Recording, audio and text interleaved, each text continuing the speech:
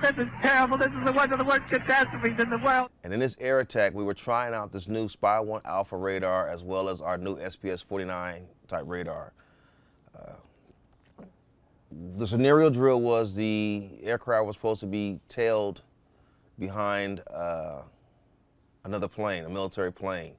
I was told about a 1,000-foot chain that this drone would be trailed behind. We're supposed to lock it up and send the information on the ship, and they're supposed to engage. This is what we call like not really a crossfire, but where I can track it and you can shoot it. This is the simulation between Spy 1 Alpha. So in Spy 1 Alpha, this picture, the way this playground was set up, was that there was supposed to be a low, slow flyer flying out of an air route, of a commercial air route, and flying towards us. My observation from the air side was to watch this guy do what's called rules of engagement. He's supposed to query this plane at a certain distance, and as the plane continues to get closer, we continue more queries, and that's when the target is locked up. Once the target is locked up, we send information, which is across the link coordination, to other ships, and that other ship can fire. So basically it would be like if you was flying towards my ship, you don't know my other ship over here would be able to fire on you, and you would never see the missile coming from us. That was our deterrent for this drill. What was supposed to happen was this plane was supposed to fly in the air route and turn towards us and begin the query. And I believe in this event when TWA was taken down, I believe we jumped the gun. When I say jump the gun, we had a track on the contact that came out that fit the profile that we were given of the experience. That plane did just that. TWA did just exactly what it was supposed to do as far as the drill. Was it intended for them to do that? I don't know. But once we locked the plane up, here's exactly what happened from inside the ship. The track supervisor got the report from the other track supervisor of the ship that fired that we had the contact locked. Contact track number, I don't remember what track number it was. We all repeat the track number before we fire. The track numbers is how we indicate and confirm that everyone has the same picture of the same contact. So we gave the track number, cross track number, I forgot what it was, it might be 000, positive ID, standby, salvo size, birds away. Birds away was an indication to let us know we fired missiles. But what I heard in that conversation was birds away, salvo size 2. That indicates 2 missiles. So when we heard that, we stand by for BDA. BDA stands for Battle Damage Assessment. As I'm listening to the link coordination, about 4 or 5 minutes goes by, and then I can sit here, splash. That means that it's a hit. Then all somebody say, wait a minute, whoa. Whoa, whoa, whoa, that's not a splash. We hit an Airbus. And I'm asking the guy next to me, what's an Airbus? This was the part where it got kind of quiet for a second. The guys I'm sitting next to, and I didn't want to go on record to say who they are, but I need to get these guys, I need to help them, I need to find these guys. The guy who was sitting to the left of me, who was sitting track supervisor, his name was Brian Miller. He was known as OS3 Miller, South Cackalack. Cackalack was his call sign. On the right side of me was a guy by the name of Patrick Kelly. He was his 3rd class as well.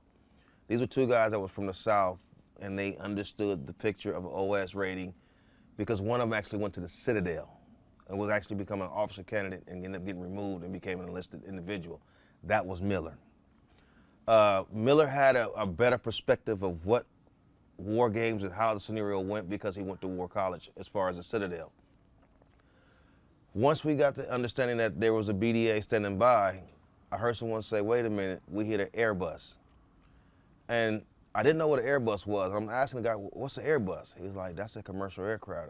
That's a private plane. That's a commercial airplane. That's like somebody flying from here to Europe. I mean, that's somebody flying. I'm like, wait a minute, we hit an airplane? And I can hear on the net, we weren't supposed to fire. There's conversation of, oh, you idiots, who's the dummies that did this? We're about to be in a lot of trouble. And then all of a sudden, you heard somebody on the radio get on the headset and say, radio silent.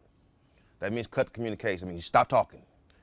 Once we stopped talking, I watched these 2 guys, individuals, Miller and Kelly, look at each other and go, man, this is big.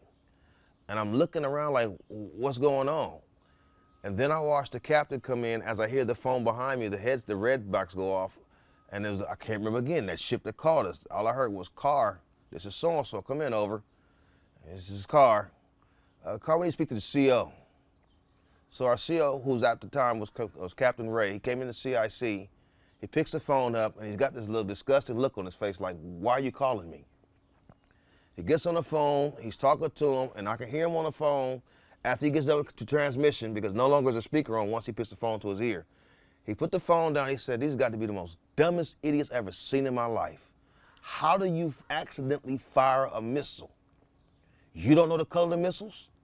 One is blue and one is white. Blue means training, white means live. You got to be stupid to put a white one on the rail. So he gets back on the phone, he's yelling at them, they're going off, they're going back and forth to communications, he's asking them, how did you do this? They didn't want to talk no more on the net, and the captain was like, you know what, I'll call you. So he hangs the phone up, and our operations boss, who's actually a funny guy, walks on and goes, bunch of idiots, who's the dummy that did this? And they end up going to what's called Radio Central. Radio Central was another secure space where only if you had no access, you can go in. So they're on the phone having conversations about it, and next thing you know, my chief and my ops boss comes back into CIC and says, oh, drill's over. We got to do some maneuvering drills or something. We're going to do something else, and we're finna make a move. So let's start securing for C, because we're going to be making some high-speed evasive moves, and we need to get ready for this. So we started tying monitors down, tying the ship down, and then the next thing you know, we passed the tactical command. We were in charge of the battle at the time. We passed the tactical command that we were going to start conducting what's called high-speed evasive maneuvering, zigzag plan. This is just in case you ran from a torpedo or ran from a sub. You had a certain maneuver that you can use at top speed to where we call it a zigzag. You would turn 30 degrees here, 30 degrees there, 40 degrees here at a high rate of speed. I didn't know what was going on at the same time, but while we did this evasive maneuver, it was just quiet. Everything changed, everything shifted. We started running fire drills where there was fire on the ship, guys were running around the ship. I mean, this is what we do during the battle stations drill, just in case of fire in the Ox 1 or Ox 2, fire in the gallery. I mean, it's just simulated fires all throughout the ship to keep people busy during this general quarter station while we zigzagging. This is terrible. This is one of the worst catastrophes in the world.